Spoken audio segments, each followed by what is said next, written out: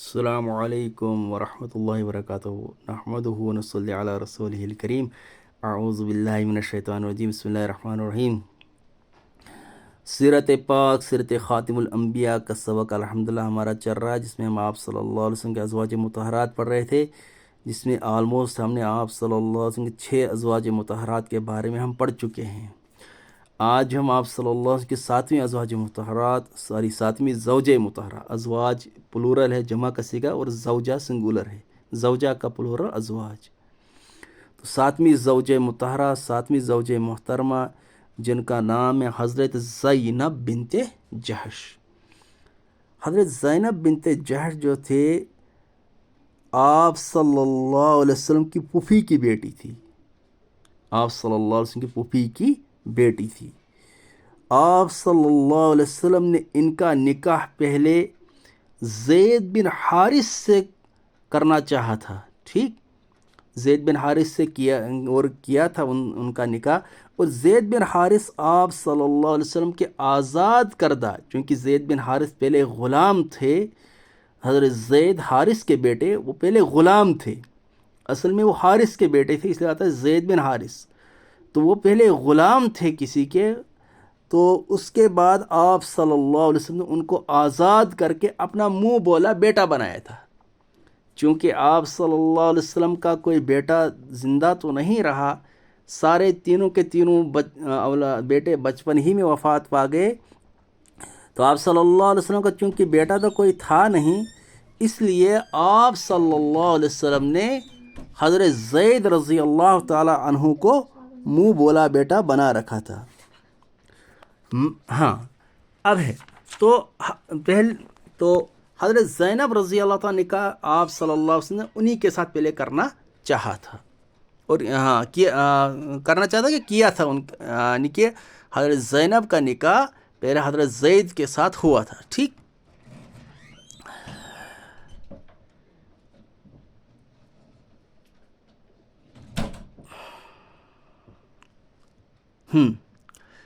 لیکن چونکہ زید پر غلامی کا نام آ چکا تھا، چونکہ زید تو پہلے غلام تھے کسی کے، پھر آپ صلی اللہ علیہ وسلم ان کو آزاد کر دیا تھا، زید بن حارث وہ پہلے غلام تھے کسی کے، تو حضرت زینب اس کو پسند نہیں کرتی تھی، ٹھیک، کیا مگر بالآخر حضور صلی اللہ علیہ وسلم کے کہنے پر حضرت زینب جو ہے راضی ہو گئی، حضرت زینب راضی ہو گئی۔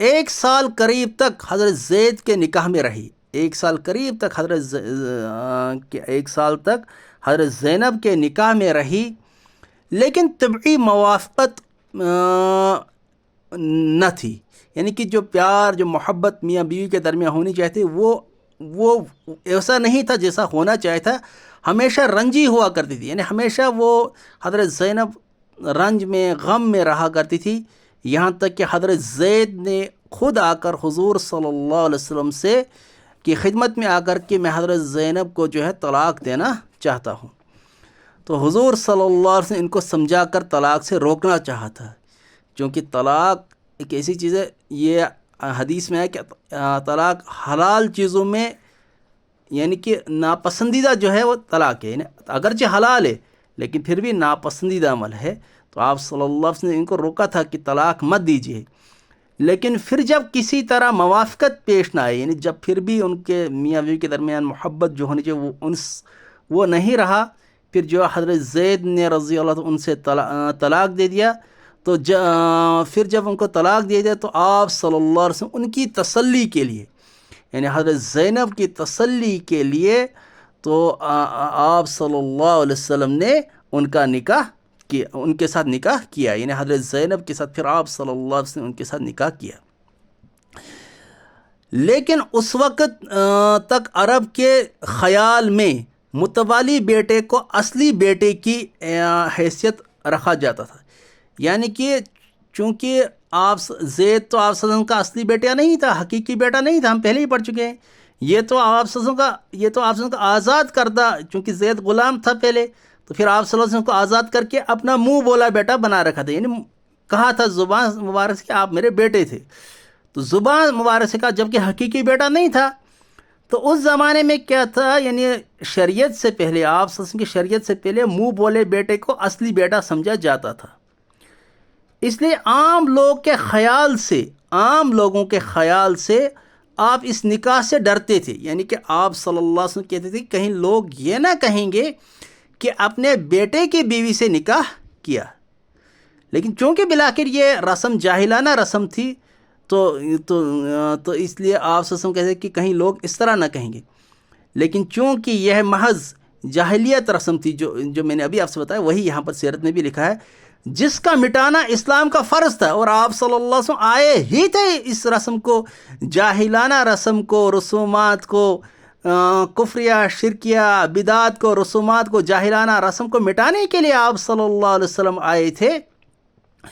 تو اور اس رسم کا مٹنا تب ہی ممکن تھا جب حضور صلی اللہ علیہ وسلم اس پر خود عمل پیرا ہوتے. تو پھر جب آپ صلی اللہ علیہ وسلم نے، چونکہ جب پہلے آپ صلی اللہ علیہ وسلم رک گئے تھے کہ لوگ کیا کہیں گے، تو اللہ تعالیٰ نے آیت قرآن میں اتاری. سورہ احزاب میں آیت اللہ نے فرمایا ہے، اے نبی صلی اللہ علیہ وسلم آپ لوگوں سے ڈرتے ہیں، حالانکہ ڈرنے کے لیے لائق تو اللہ ہے، لہٰذا لوگوں سے ڈرنا چھوڑ دیجئے، اللہ سے ڈریے. پھر الغرض 4 ہجری میں، بعض روایت کے مطابق 3 ہجری، 3 یا 4 ہجری میں، تو آپ صلی اللہ علیہ وسلم نے حضرت زینب کا آپ صلی اللہ علیہ وسلم نے نکاح پھر حضرت زینب بن جہش سے کیا. ٹھیک، تاکہ لوگوں کو معلوم ہو جائے کہ منہ بولے بیٹے کا حکم نہیں رکھتا. یعنی منہ بولا بیٹا حقیقی بیٹا نہیں ہوتا. اس کی بیوی بات قطع تعلق کے حرام نہیں ہوتی. یعنی کہ جو بیٹے کی بیوی، جو منہ بولے بیٹے کی بیوی ہے، وہ جو ہے حرام نہیں ہوتے، ان کے ساتھ نکاح جائز ہے. ٹھیک، حرام نہیں ہوتی. تو اللہ تعالیٰ کے اس حلال کو عقیدتاً یا عملاً حرام رکھا ہے، وہ آئندہ غلطی سے توبہ کرے. مطلب یہ ہے اس کا کہ جنہوں نے اس کو یعنی پہلے حرام سمجھا ہے، منہ بولے بیٹے کی بیوی کو، یعنی جس کے ساتھ نکاح یعنی جبکہ جائز ہے، اور پہلے جو لوگ اس کو حرام سمجھتے تھے وہ اس سے توبہ کرے اور جو ہے ان جاہلانہ رسموں سے نکل جائے. اور میں نے ابھی آپ سے کہا، اس بک میں بھی وہی لکھا ہے کہ جب اس رسم کا تب ہی مٹنا ممکن تھا، جب آپ صلی اللہ علیہ وسلم خود اس کے لیے عمل پیرا ہوتے. ٹھیک، اور آپ سے میں یہ بتاؤں بھائی، منہ بولا بیٹا یہ جو ہے حقیقی بیٹے کی حیثیت نہیں ہوتا. پھر اسلام کیوں پردے کا حکم دیتا؟ اگر آپ سے کہیں، مطلب اگر کسی کا کوئی بیٹا نہیں ہوتا ہے، کسی گھر میں کسی کے پاس کوئی اپنا بچہ نہیں ہوتا، پھر وہ اڈاپٹ کرتا ہے، جس کو اڈاپٹ کہتے ہیں، پھر وہ اڈاپٹ کرتا ہے، دوسرا بچہ لاتا ہے. اب جب فار ایگزامپل اس کے یہاں بیٹی پیدا ہوئی، یعنی اس نے بچہ تو اڈاپٹ کیا، چونکہ پہلے بیٹا تھا ہی نہیں کوئی، لیکن چونکہ اس نے بیٹا اڈاپٹ کیا، یہاں اگر بیٹی تھی گھر میں لیکن پھر بھی اس نے بیٹا اڈاپٹ کیا، یعنی لڑکا چونکہ نہیں تھا اس نے اڈاپٹ کیا. تو جو اس کا اڈاپٹ کیا ہوا، کیا اس کا وہ حقیقی بھائی ہے؟ نہیں، بلکہ اس کے سامنے اس کی بیٹی کا یہ جو ہے پردہ فرض ہے، پردہ اس کے سامنے واجب ہے. اگرچہ اس کا بھائی ہے، منہ بولا، جبکہ حقیقی بھائی نہیں ہے. وہ یعنی کہ جو ہے منہ بولا جس کو اڈاپٹ کیا ہے، وہ اگرچہ اس کا حقیقی بیٹا نہیں ہے، یعنی کہ بیٹا تو ہے لیکن حقیقی بیٹا نہیں ہے. ٹھیک، تو پھر بھی بیٹی کو اس کے سامنے یہ پردہ ہے. ہاں، حقیقی بھائی کے سامنے پردہ نہیں ہے، لیکن جو منہ بولا بیٹا ہے، اسلام نے اس کے سامنے بھی اس کے لیے بھی پردہ کر رکھا ہے. اور جو ہے اگر کسی نے ایک بیٹے کو اڈاپٹ کیا ہے اور اس کو اپنی بیٹی گھر میں تھی، اس بیٹی کا نکاح اس کے ساتھ کر سکتا ہے، شریعت کے مطابق کر سکتا ہے. کوئی کہے گا نا میں نے تو اس کو اپنا سگا بیٹا مان لیا ہے. بھائی کہے گا تو نے مان لیا،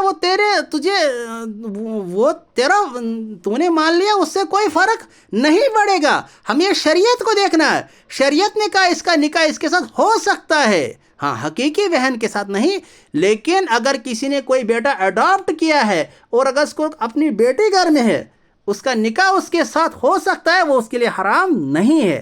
ٹھیک.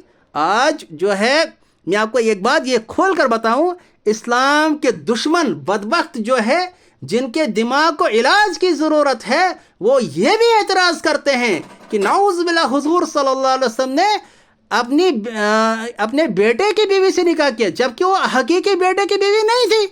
آپ صلی اللہ علیہ وسلم کے 3 بیٹے پیدا ہوئے تھے، بچپن ہی میں انتقال کر گئے، ہم پڑھ چکے ہیں. اور جو زید آپ سے وہ تو منہ بولا بیٹا، وہ تو آپ صلی اللہ علیہ وسلم آزاد کر کے اس کو اپنا منہ بولا بیٹا بنایا تھا. تو پھر جب اس کی بیوی سے آپ صلی اللہ علیہ وسلم اس کے ساتھ نکاح کیا تو یہ تو آپ صلی اللہ علیہ وسلم بہت ہی بہتر کر لیا. اور آج اسلام دشمن جو بدبخت، اللہ تو ان کو ہدایت دے، اگر ان کی قسم ہدایت نہیں ہے ان کو غارت و ذلیل کرے، جو نعوذ باللہ اس کو غلط سمجھتے ہیں، جبکہ یہ اسلام کے نزدیک اور شریعت اور انسانی عقل بھی یہی کہتی ہے کہ منہ بولے بیٹے کی کوئی حیثیت نہیں ہوتی ہے.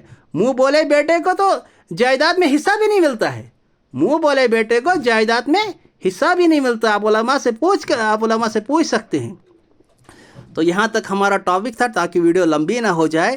انشاءاللہ آپ اس کی تفصیل انشاءاللہ اور بھی آئے گی جب ہم پڑھیں گے آپ صلی اللہ علیہ وسلم جو 11 نکاح کیے ان کے ریزنز جب ہم پڑھیں گے پھر اور کھول کر انشاءاللہ بات سمجھ میں آ جائے گی. ٹھیک. تو جب میں پڑھ رہا تھا تو اس میں بیچ میں اٹک اس لیے آ رہی تھی چونکہ ذرا بک میں کہیں جگہ مسپرنٹ تھا. تو دوسری بات یہ ہے کہ اس میں سوچ سمجھ کے پڑھنا پڑتا ہے تاکہ کہیں غلطی نہ ہو جائے. کوئی معمولی بک نہیں پڑھتے ہیں، سیرت پڑھ رہے ہیں، اس لیے کہیں اگر کوئی اٹک ہوتی ہے تو اس کے لیے یہ جو ہے سوری. تو انشاءاللہ آگے ہم اس کو کنٹینیو کریں گے. اور بھی اگر کہیں مجھے غلطی آپ کو لگ رہی کہ میں نے کہیں غلط بتایا، کہیں غلطی ہو گئی تو آپ بتا سکتے ہیں، تو تاکہ اس غلطی کو ٹھیک کریں.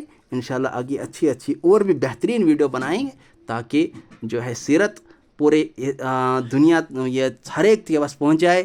جو اسلام دشمن ہے ان تک بھی یہ پیغام پہنچ جائے تاکہ وہ بھی سیرت کو پڑھے سمجھے اور ان کے دلوں میں جو ایک مرض و بیماری ہے جو اسلام کے خلاف جو پروپیگنڈے سازشیں کرنے کی، وہ دور ہو جائے.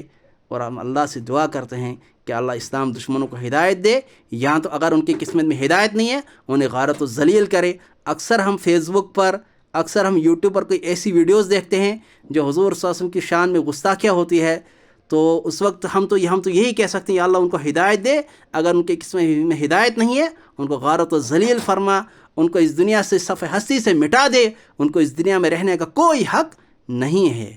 اللہ تعالی ہمیں اپنے پاک نبی سے حقیقی محبت کرنے کی توفیق عطا فرمائے. السلام علیکم ورحمۃ اللہ.